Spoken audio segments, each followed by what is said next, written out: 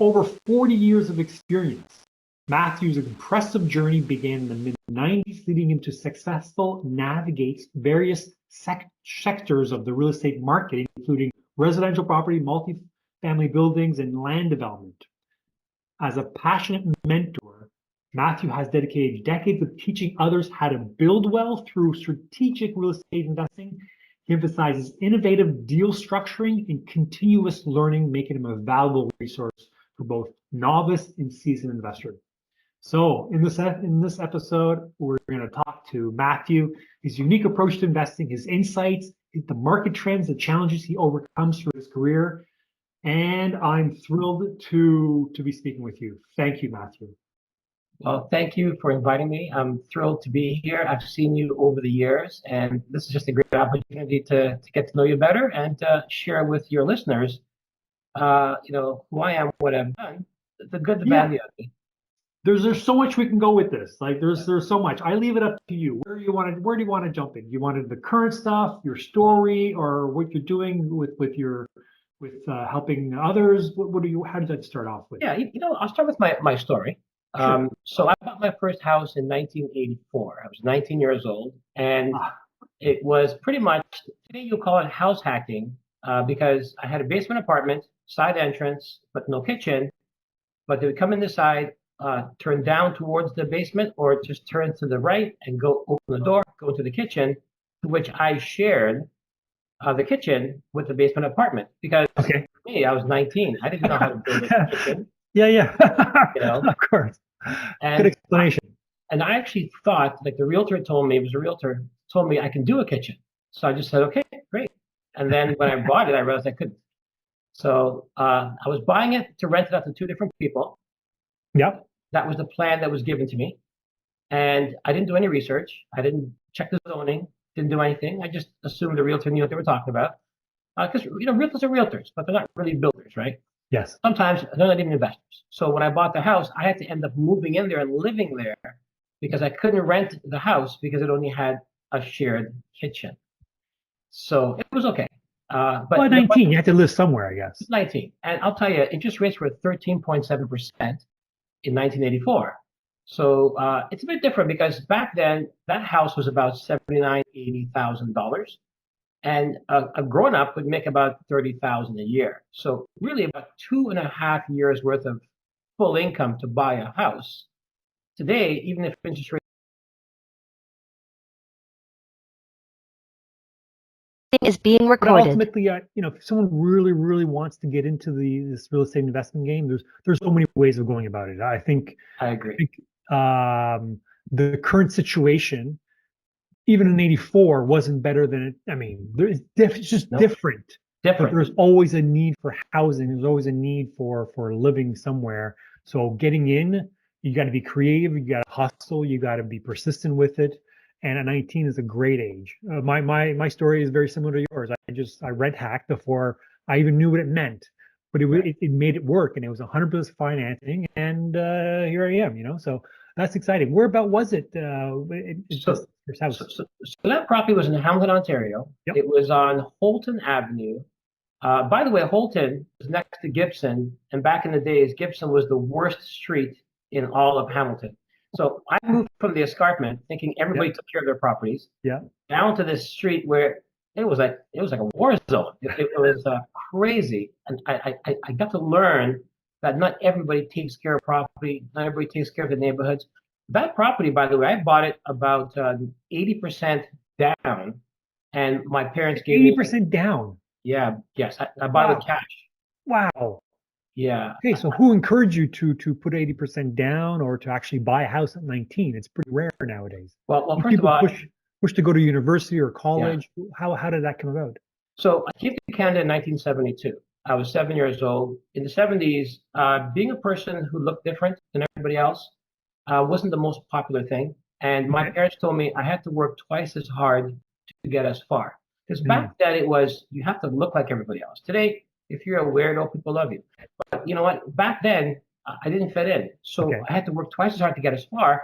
And people told me that I was never going to get anywhere. So by the time I was 16, I created my own book business where I just dropped off cookbooks to businesses and had the receptionist sell them. I bought them for $4, sold them for 14. The receptionist sold them for me.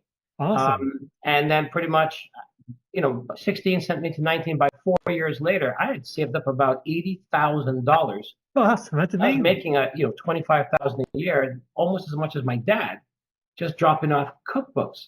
Because keep in mind that chapters didn't come about till 1996. This is 84. Yeah. There's no way to get books. In 1980, the microcomputer was invented. Sorry, what am I talking about? This is 1980 when microcomputers were invented. I was 16. So just dropping off cookbooks and having a receptionist sell them, and then I call and say how many books, and then she'll collect them and collect the money, and she keeps the one book. It was mostly female at the time. She keeps the one book as her payment, and then it would work for me. I mean, today it's the same thing. The receptionist would be Facebook. I would bring the books back. I'm drop shipping. She would collect the money. That's Visa, and she'll market to the people in the office. I like that. I like it. It's like talking about the feudal system. The feudal system with the king. People say it hasn't changed. The names have changed, but everything else is the same. Exactly. That's great. Exactly. So that's why I was able to buy, and I couldn't qualify for anything because I wasn't working. And therefore, I had to buy cash. I had no choice. And then my parents came in with a $20,000. They had a little line of credit that they brought, and that's how I bought my first property. And therefore, I had to rent it out to the basement in order to actually, pay my rent, right? I mean, to pay back my parents. Of course. So you're living in a house, you're rent hacking before rent hacking is even a word. Yeah. So did you build the kitchen? Like, how did you go about? So I spent 4 years not investing, 19 to 24 and a half. I spent that time going to school and becoming a teacher. Okay. And I actually became a teacher. By 24 and a half, 25, I was teaching. My brother, who was a police officer in Hamilton, he's more of a visionary. I'm a systems analyst. That's what I studied, systems. He came to me and said, I want you to partner with me because you can create the systems. And I go, I already have a property. He goes, but I want you to be an investor. I go, I don't want to be an investor. I already have a property. My home. And he goes, I'm your older brother. I have a gun. You're going to invest. So you know what? He pulled me into investing. And then together, his income and my income, we started buying properties. But we always bought two properties. We bought and fixed. Yep. Buy, fix, sell, and take the money from the buy, fix, sells to be down payment on a buy, fix, rent, and the money from the other buy, fix, sell to be the fix-up money. So we would do two buy, fix, sells within the year, and then we would take the money as down payment and fix up and buy and hold. Two buy, fix, sells, buy and hold. Because we didn't have interest rates low like 2009 interest rates like 1 or 2%. Yeah. Properties were appreciating 15% a year before you even put a dollar into it. You put money into it, the appraiser would go to the moon with your appraisal.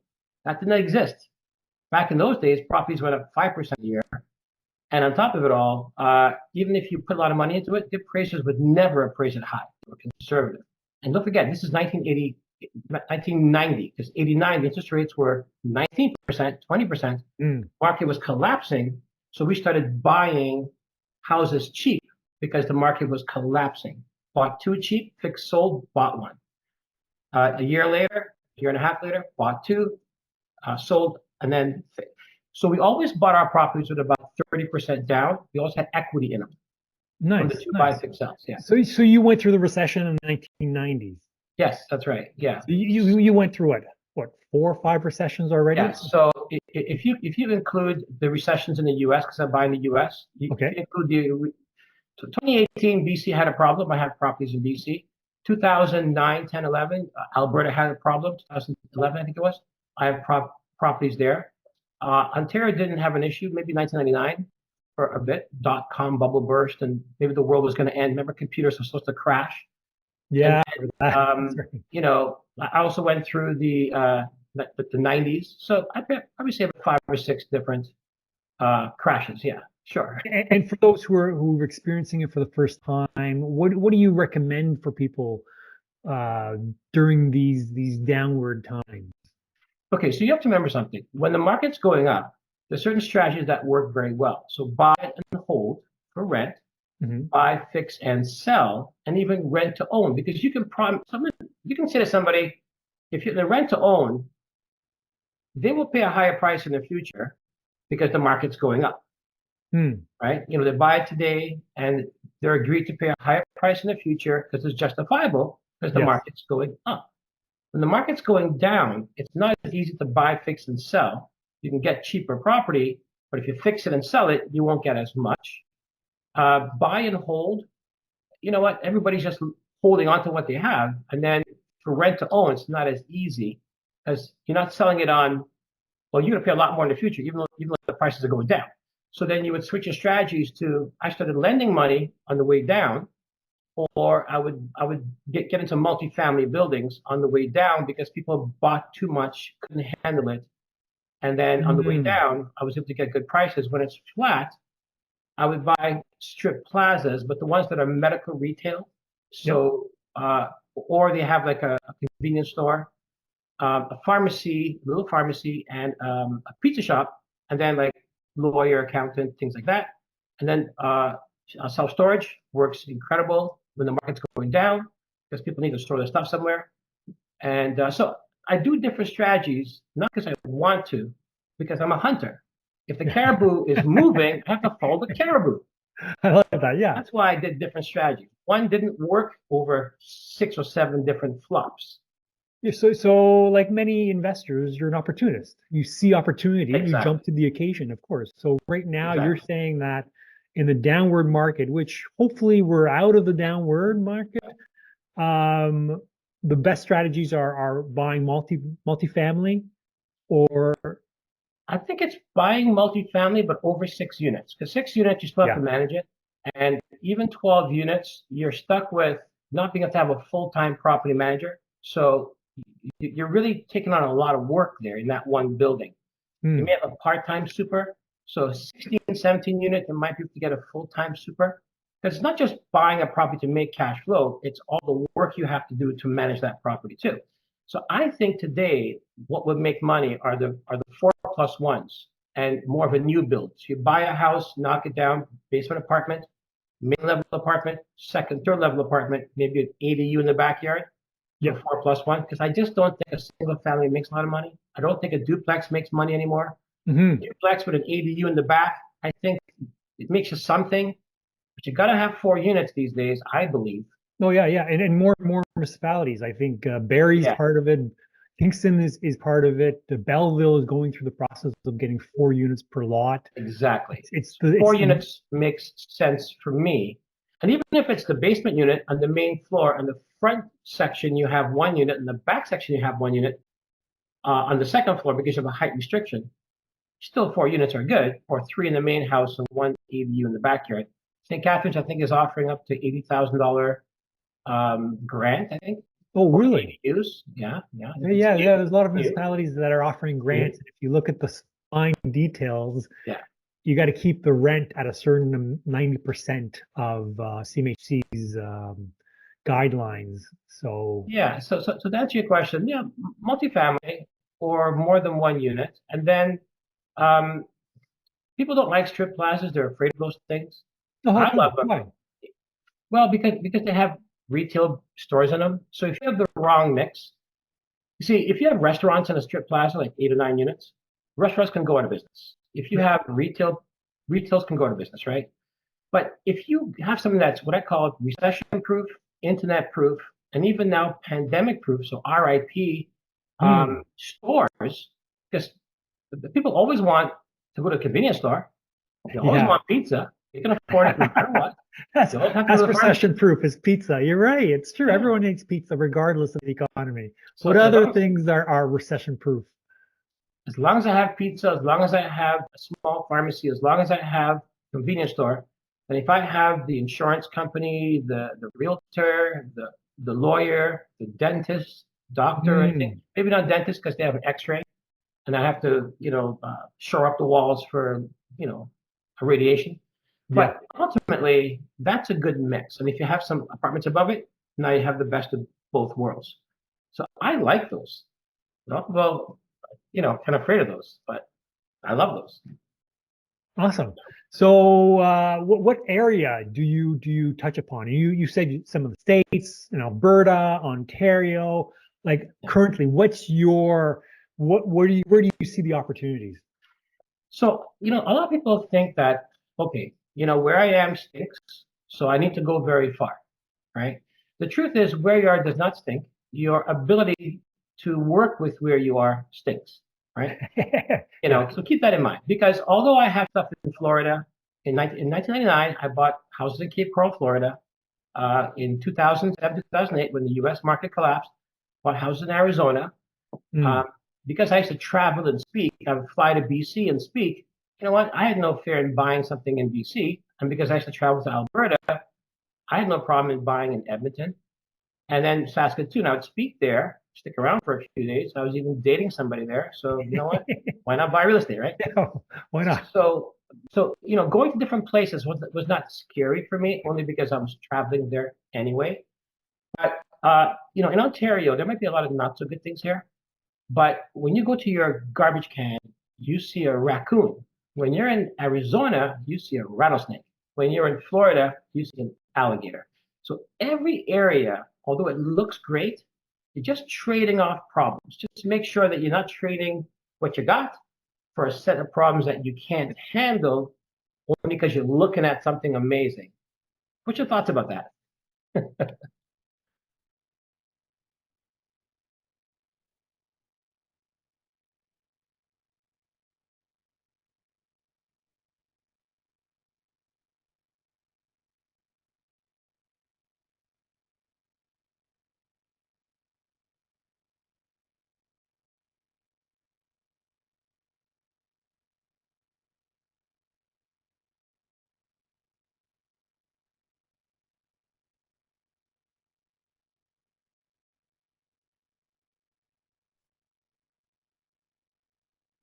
Oh, something happened.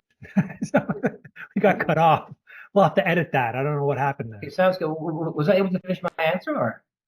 I heard that there was alligators in Florida, raccoons in Ontario. There's Rattlesnakes in somewhere. Arizona. So Yeah. what I'm saying is, if you're going to go somewhere else looking for wealth, just remember you're trading off one set of problems for the other set of problems. So make sure you don't just look at the gold, look at the bronze too, right? So And I thought all active investors, Mhm. they're always solving problems. One problem after another that you're solving. You're solving problems here and there. Those who may not enjoy solving problems probably not best to be active. Exactly. But what I'm saying is, so I have stuff in Ontario, which I love. And I have stuff in Alberta, which I like. And I have stuff in Arizona, which I like. And in Florida and in Belize. And the different sets of problems in different areas. But I'm not going to say that forget Ontario or forget the U.S. Well, I mean, Ontario is a massive community. There's so many people in Ontario. To say no to Ontario is like saying, no, I don't eat vegetables. Like there's a wide range of vegetables. Like just choose one that you like. And I'm still seeing tons of opportunities in Ontario. And then again, there's people actually passing on. There's where I live in Kingston, people who've owned this place for 40 years and it's their time to go. It's their time to move on. Children don't want it, and all of a sudden this comes up and I'm like, wow, this has never been on the market. So there's always opportunities out there. I believe that. So, it all depends on your skill set and if you can apply what your knowledge is to the current situation. But I don't generally buy downtown Toronto. Some of these 4+1s now, if I were to build them, I could build them in the GTA because, there's a lot of benefits to that. But I've always worked on the outskirts. So the Kitchener, the Belleville, I haven't worked in Kingston yet. The Cambridge, the Barrie, the Hamilton, the Welland, the London. I don't do anything in Mississauga or Brampton or anything in Etobicoke or GTA because the price points were very, very expensive, and I couldn't afford to make big mistakes as I was going through life. Right? Today, or the last 15 years, I'm able to work in those areas, but you learn a way that you sometimes, I'm making money on the outskirts, so I'm okay with that. So what can we sum it up? Like the sheer experience that you have over the years, are there things that you've learned, and like, can you sum it up in like 5 tips that you've learned along the years to do for those who are starting off, or those who are at it for a while but need to be, kind of guided back towards their goal? Okay, I will say this. How I found most of my deals, now I respect realtors, but I found most of my deals off market and from people who are not looking to even sell. Interesting. So because they're not looking to sell, and I drive by and I see a space. So the first rule is you don't have to put aside time to go and look for property. You need to build it into your lifestyle. If I have an 11 o'clock meeting and it's 30 minutes to that meeting, instead of leaving at 10:30, I'll leave at 10.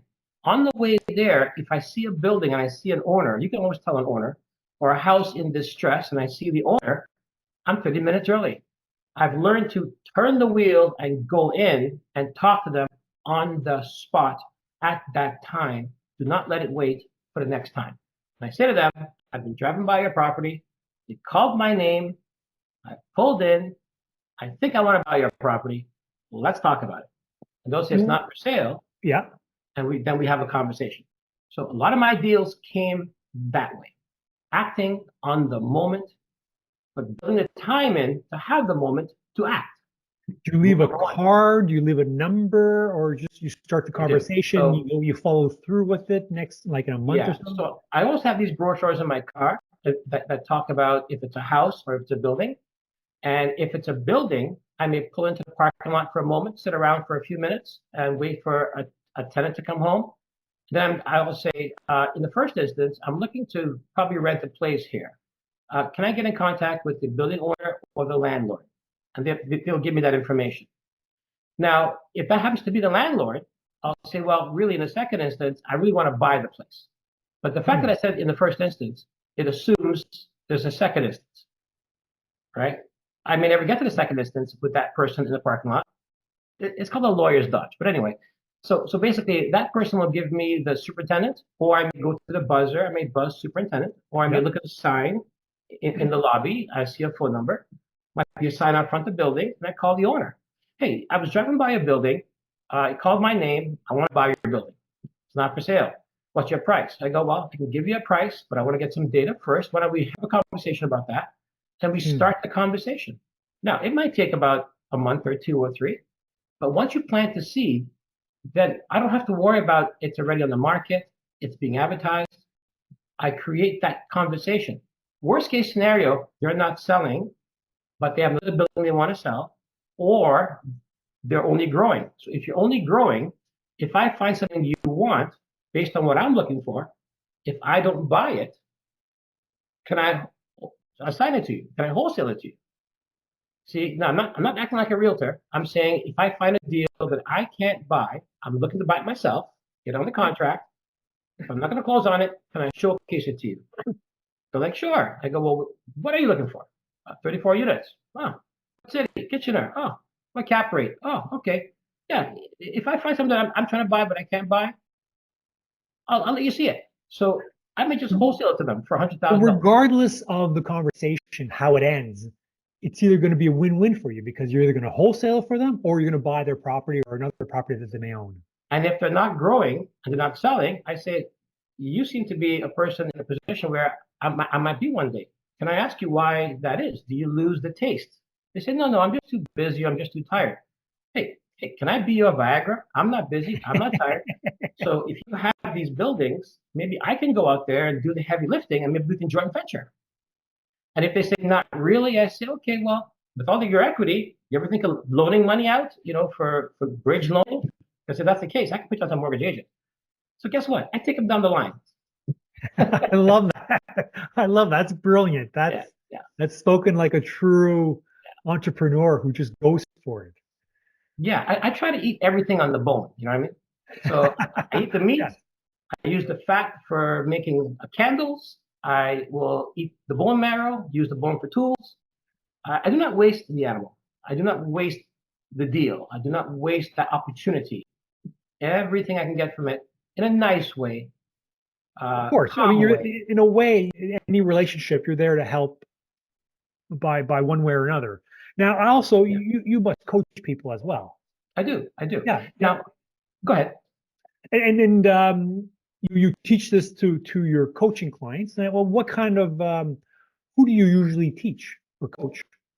So usually it's somebody who's got like 3 properties, maybe 3 residential, and they want to jump up to multifamily, or it's somebody who wants to go into land development, how to do site plan approval. Somebody wants to learn to raise money, roots, from the ground up. It could be somebody like I have coached people who are getting into real estate, but mainly it's somebody who's got 1 or 2 properties and they're stuck and they want to go to the next level up because there needs to be some excitement for me as well. Yes, I get paid, but I love seeing people going to the next level. There's a joy in that for me. So if somebody wants to go to the next level, then I'll take them on. But I only coach about 8 people a year. Years ago, I would coach about maybe 30, 40, or 50. I don't think I can give the quality teaching 30 or 40, 50 people because it's more like group stuff. Yeah. Today, last couple of years, I'll just take on 8 people. I'll spend a lot of time with them, one-on-one. So it's not cheap, but it's a lot of one-on-one time because, I need to show you how to fly the plane by being in the cockpit with you. It's a good analogy. You can't do that with 100 people. It's fact about 8 people. And I do it just because I love doing it. I get paid for it, but I'm seeing the results, right? So that's how I coach. I'm not a big coacher. A few selected people who want to go to the next level, and then we hang out a lot. We have breakfast, I love that. Lunches, we talk to owners, we talk to investors, we go see properties. And we have a good time doing it, right? We knock on doors together, and we laugh about it, right? That's exciting. That's very exciting. It sounds like a lot of fun, and it seems like you're deep down, you're a true teacher, and you enjoy giving your knowledge and sharing your experience with the right mentor. Exactly. That's quite amazing. What else would they gather from it? The part of the fun, the what else do you specialize? So I teach systems. So I have maybe about 500 systems that I personally created that I use to make things easy. In the construction world, we call those jigs. A jig is something that if you're trying to put up your drywall by yourself, if you have a T from a 2x4, 2x4, you can fold it up while you do something else. So when I say jigs, instead of going like door to door, driving for dollars, looking for opportunities, back in 2002, every time I found a UPS driver, I'd say to them, here is a brochure. Here's what I'm looking for. You see long grass, you see a pack rat, you see all these things. Give me 5 phone numbers. I'll keep you with this card. I'll keep you in coffee. So I'll give you a $30 coffee card because all these UPS drivers want is caffeine.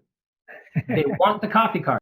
And I'm not changing their behavior. If I said to you, every time you see a beautiful girl in a red dress, think of Mathew Frederick, you'll begin to see beautiful girls in red dresses. I love that. By telling these UPS drivers, and they're always parked somewhere, they're always stopped at some point, and then I just say, hey, you know what, nice truck. Here's a sheet. I'm an investor. I'm trying to identify these properties. You drive by these all day long. If you see a vacant lot right beside a property, you see the best house on the street, you see the worst house on the street, write the phone number down, write the address. You give me those 5 addresses. I keep you in coffee. So I become their coffee dealer. Does that make sense? That's brilliant. I love that idea. Yeah. I did this with a postal worker once, and she loved it.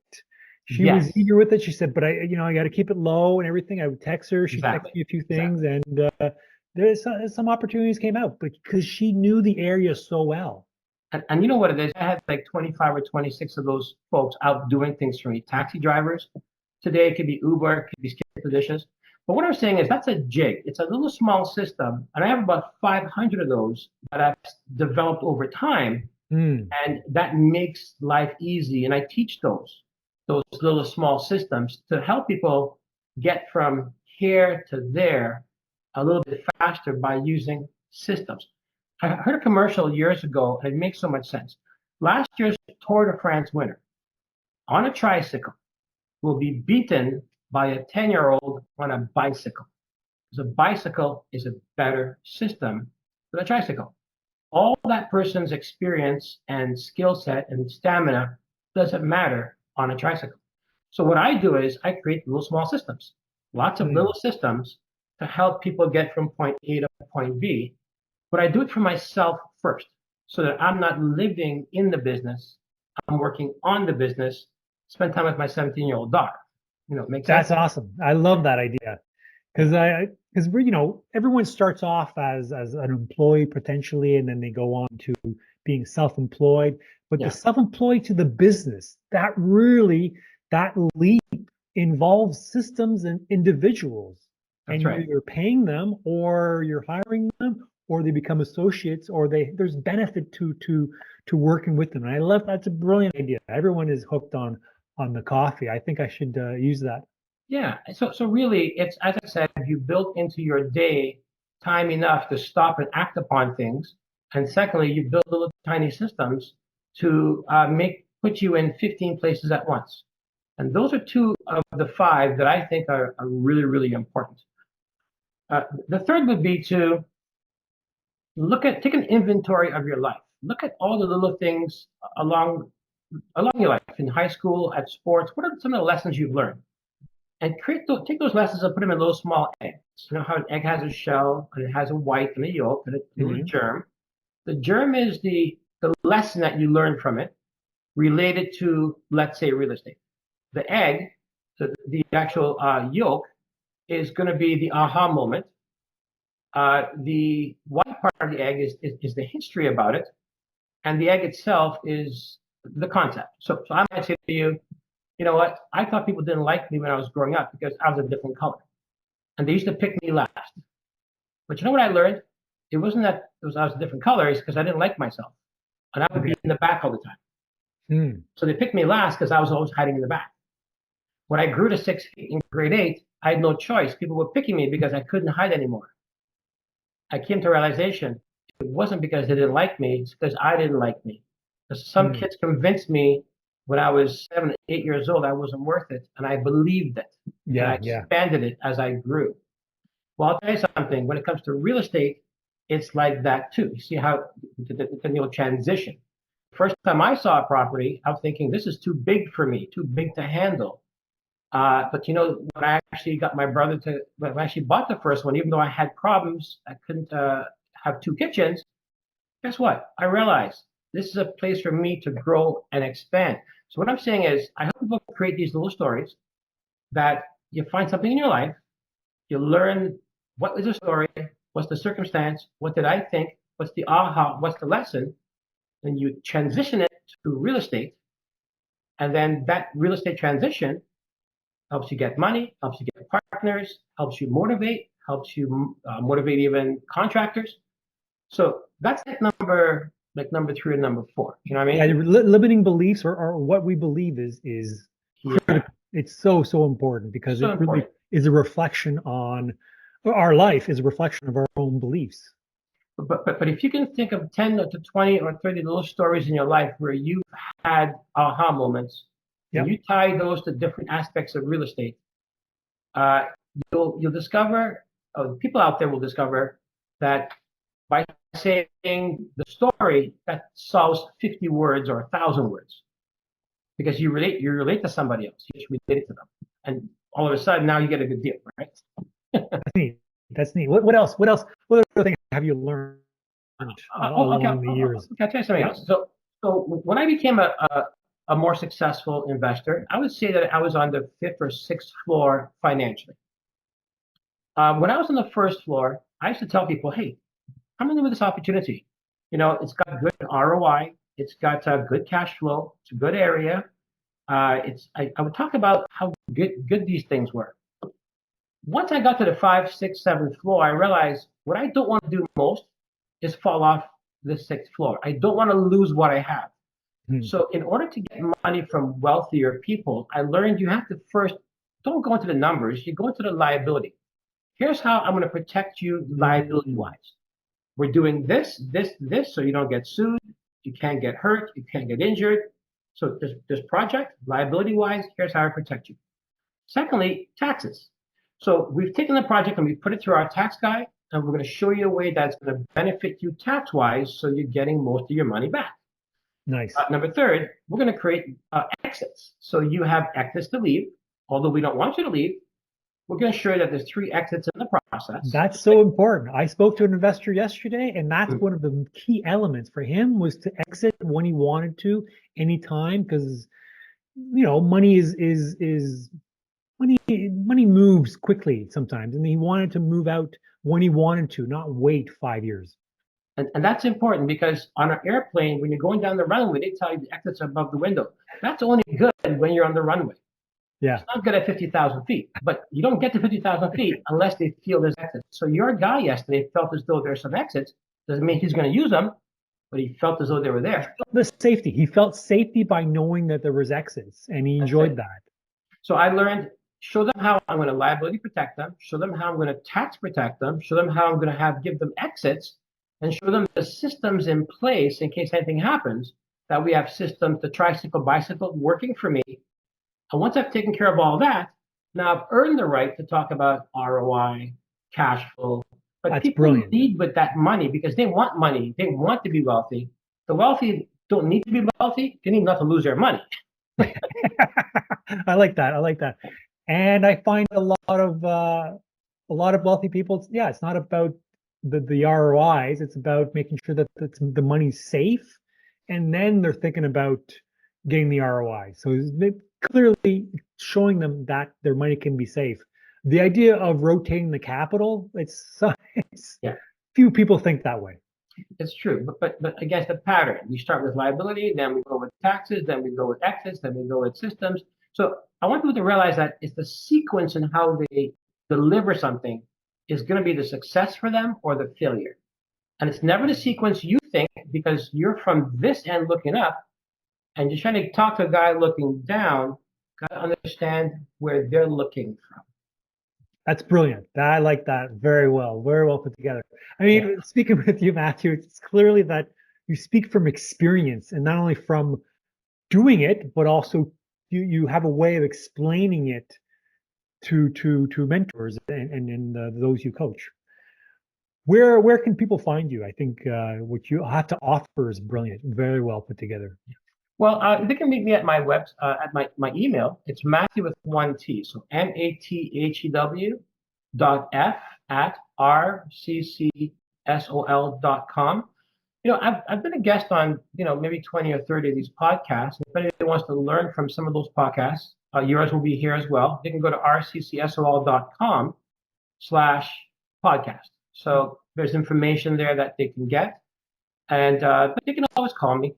You know what? I always put a time aside some time every day to just answer questions or talk to strangers because when I'm giving and I'm answering questions, it's making me smarter. It's challenging my mind. So it's a two-way street.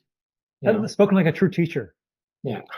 I get it. As a teacher myself, yes. I learn when I teach others. It makes you think differently and put things in a different way. So I think it's brilliant. Thank you very much, Mathew. I think what you're doing is amazing. Keep it up. You're very welcome. And just the last lesson, just give me an example. Sure. Yes, please. Have any more time.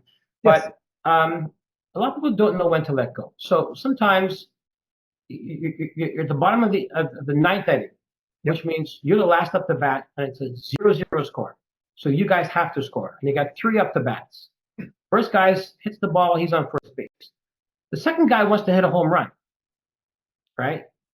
Be the hero. But the coach tells him bunt the ball, so just bunt it, and then get out. So then at least it advances the run from first to second. The third guy is like, I want to knock this out of the park. No, sometimes you have to, sacrifice fly the ball, pop it up, so you can get the runner to home run. Well, in tough times, there are certain properties that I didn't want to let go because I didn't want it to beat me. I needed to beat this property because it's kicking my butt. And I fought it and fought it and fought it. Sometimes you have to bunt that sucker, sacrifice fly that sucker, because it's not about that property, it's about your family. So you have to just sometimes let go and say, I failed. Lessons come with me, pain comes with me, shame comes with me, cost comes with me, but I can now spend my time with a calm brain with my family as opposed to trying to beat something. Some people cannot let things go. This is a very wise lesson, especially during these times, because I know a lot of people, including myself, where certain properties just don't cash flow as they were calculated because of variable interest rates of some sort. So yeah, letting things go is very important. And I think a lot of people have difficulty doing that. Well, if you have five things and you want to hold all five, I mean, the one you let go is the one that will save three, right? Yeah. Even though it's your baby, you know what? You let it go to save the three or save the four, right? So out of all the properties that you did buy, how many have you let go? Or what Oh, percentage? okay, so I'll give you an example. Well, in the beginning, I bought houses, two-family houses. Yep. And my brother and I, we got to about 30 of them. And we realized that after about 10 years, 15 years, we were not rich because, equity goes up. We were just more tired because these houses are just draining us. Like, come home from a hard day's work, you get a phone call, a tree branch fell on a fence, fridge is not working. So then we ended up selling half of those to get into a multifamily. Instead of selling one or two to get into a sixplex, we sold half of our portfolio, paid capital gains, whatever it was back then. Yep. We actually got into like a larger building, more like the 12 to 17 range. And we found that we were making good cash flow, but at the same time we were not stressed out, and that cleared our brains to go to the next level. So I sold out half my portfolio just to be able to get something bigger, so that my brain can be calmer, so I can go to the next level. That is very important.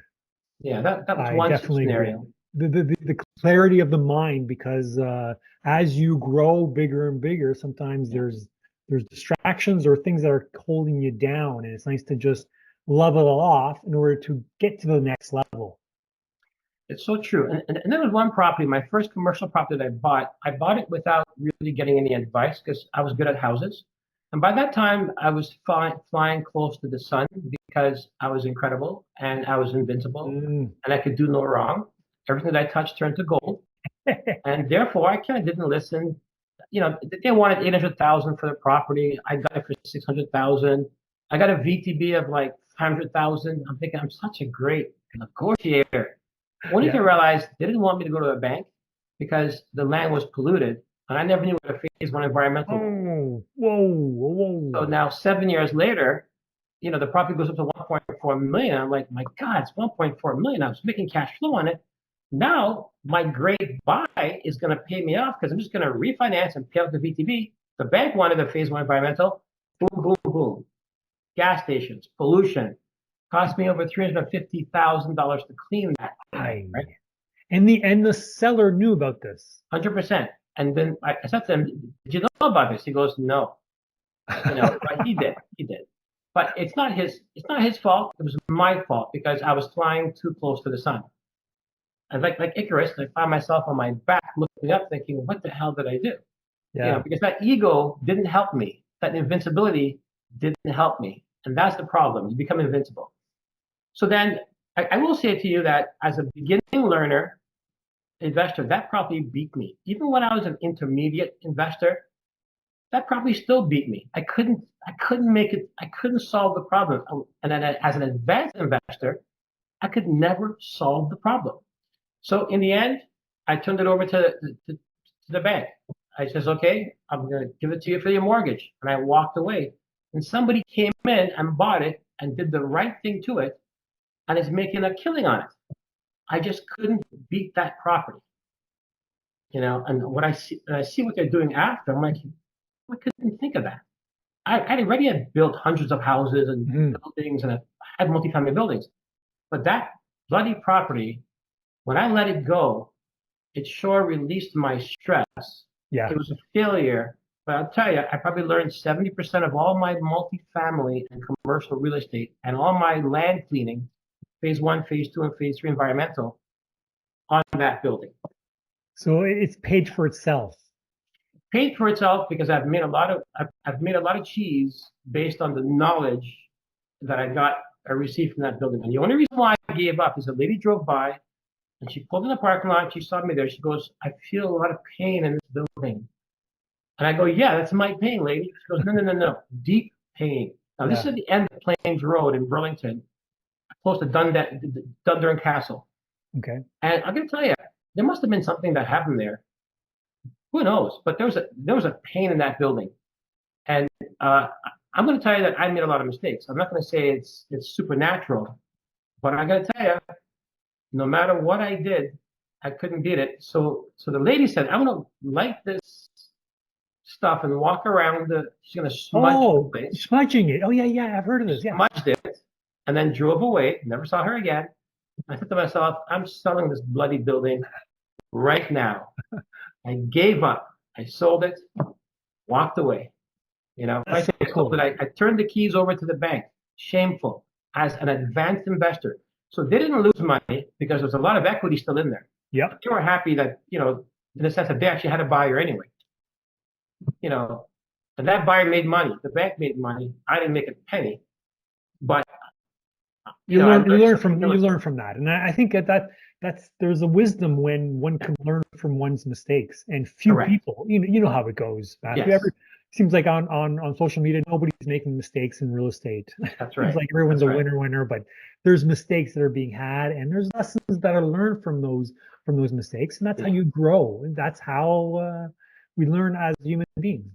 And again, I've learned the most, and I've grown the most from that building. So that's what I want to share. It's not positive, but it's positive. So I want people to realize it's okay. Appreciate it. It's okay to screw up. Yeah. Take something from it and move on. That's awesome. Thank you very much for sharing, because it's important to learn that some people have made mistakes as well. And like I said, few people talk about those mistakes, but those mistakes are learning experiences, and you're better off. I think that's the key is we're better off having made those mistakes. That's right. And you're stronger and better for it.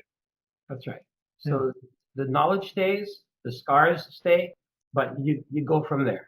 Yeah, one last question. So Mathew, like, where do you see, like, in 10 years or so, like, what's your life going to look like?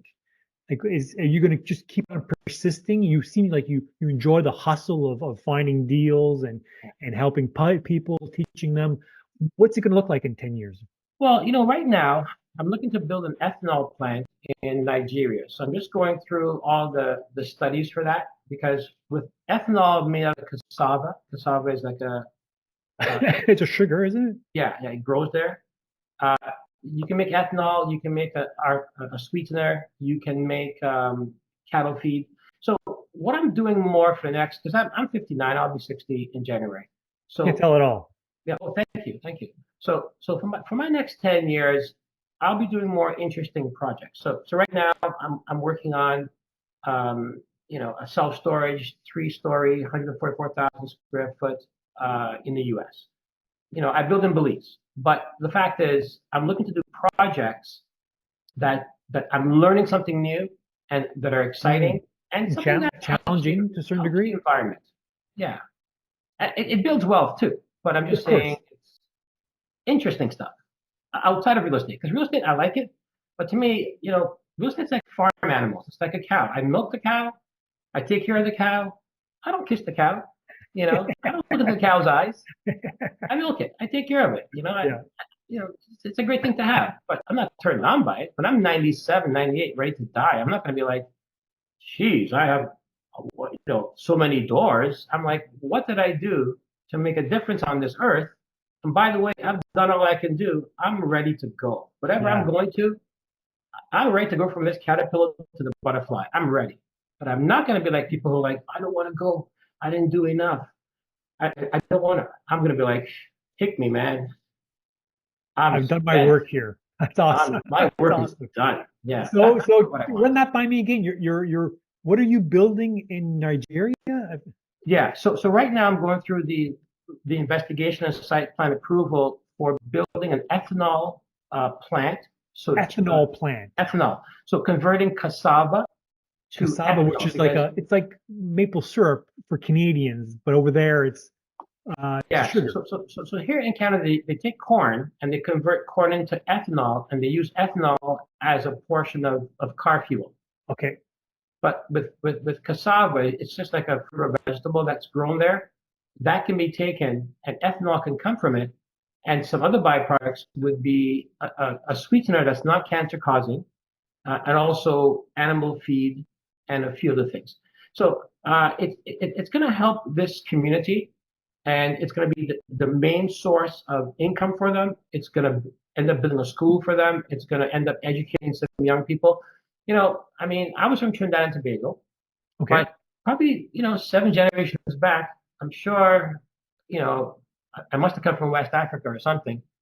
So I don't mind trying to do something interesting on different continents, right? That sounds fascinating. But also doing something interesting here. You don't have to leave Canada to go and help people. Yeah. So I'm doing stuff here to help local people. But at the same time, I'm very interested in Nigeria because I can get into the business in Nigeria. It's hard to get into that business in Canada. That's fascinating. Yeah, Yeah. that it stands out. No one seems like few people are actually delving into this type of industry and investments. That sounds Yeah. amazing. So it's just more personal growth. But yeah, I will always coach people because Taylor Swift is wealthy beyond belief. So why does she actually still do concerts? Because she likes to sing. She writes songs because she wants to sing. I'm always going to teach people because I'm a teacher. But at the same time, not lots of people, maybe 8 or 9 serious people who want to go to the next level. And at the same time, I try to do interesting projects that stimulate the mind. Like I'm learning Chinese. I've learned to write 500 Chinese symbols, and I'm learning the culture. Cantonese or Mandarin? I mean, Mandarin. Very challenging language. Very challenging. Very hard. It's challenging because those symbols, there's a story behind every symbol. So here, how we have phonics, we have A and D, the word and. There, you might have this and that. That's a person. It looks like a person. And you might have this, and that. A person with his hands wide open, that could mean big. And then a line above it, hands wide open, person, could mean sky. And tone seems to play a huge factor as well, which is very confusing for so hard. an Anglophone. Hard. Yeah. It's like yeah, it's hard. I have a buddy who's learning because his wife is Chinese, and it's the hardest thing I've ever had to learn. But I'm learning the culture behind the symbols, and so it's a curiosity. And it's a 5,000-year-old culture. So guess what? There's lessons there. There's forgotten lessons from 5,000 years ago. That if I learn the language, I can learn some of those lessons, right? Mathew, you have a wide range of skill, but also knowledge. But the curiosity is so strong, and the growth, because it appears as if every challenge that you face, it brings more growth to you. So I welcome. This is lovely. This is the way I think, my brother. Exact same thing. So thank you very much for taking the time, and I'm sure we'll see each other again. Well, I forget. Where are you based? I'm based in Kingston. Okay, so you know what? But I'm in Toronto all the time. Let's do lunch. Let's do dinner, my friend. Yeah. Anytime let me know. Send me an email. It'd be a pleasure talking with you, spending more time with you. Yeah, because you know what? Learning goes both ways, and I'd love to hear about you and the things you've learned, and some of your stories too. So you know what? I hope people who are listening to this realize that it's about learning from each other. Right? Yes. We can all learn from each other and exchanging information and experience, and that's what I enjoy doing. Fantastic. Thank you very much. We'll talk again. The recording has stopped. That's great. That was fun. That was a lot of fun. Yeah. I'm trying to squeeze it down to an hour because I got to talk to somebody else at 1. Okay. So that's really good. But thanks, Mathew. You're a wealth of knowledge, and I like your approach. It's genuine. You know what? I love that. I love that. And yeah, let's get together. We'll figure it out. We'll sit back. A few hours, just trade stories and. Yeah, I'm often in Toronto as well. I go to Toronto easily once or twice a month. Let me know when you're coming, when you have some time, and. 18th, 19th of October. Okay. Well, if you have the time, squeeze out some time. If you can, I'd love to meet with you. Sounds good. Yeah. And I'll meet close to wherever you have to be. Where are you located? Well, I'm in Vaughan, right? Highway 47, Highway 400. But no, I can meet you anywhere. I mean, you're coming all that way. I can meet you anywhere. So. Sounds good. All right. Well, definitely. I'll make a date of it for sure. For your podcast, when do they actually, let's say, air? Oh, it's within a week or two. We're pretty fast at times. Okay, Yeah, fantastic. yeah. I throw it to the VA and he puts it together, and sometimes I'll tell him just push it up, and he just publishes it, and we really have one once a week, basically. Okay, you know what? Yeah, perfect. So I'll send you an email right now with the recording of it. And okay, yeah. And by all means, definitely share it. Sounds good. So you felt as though we did a good job, right? Oh, I think we did a fabulous job for sure. Good, Yeah, there's only good, so much you could talk about in an hour, but I think I really like the way you present things, and it's simple, and it's as you say, it's like a system.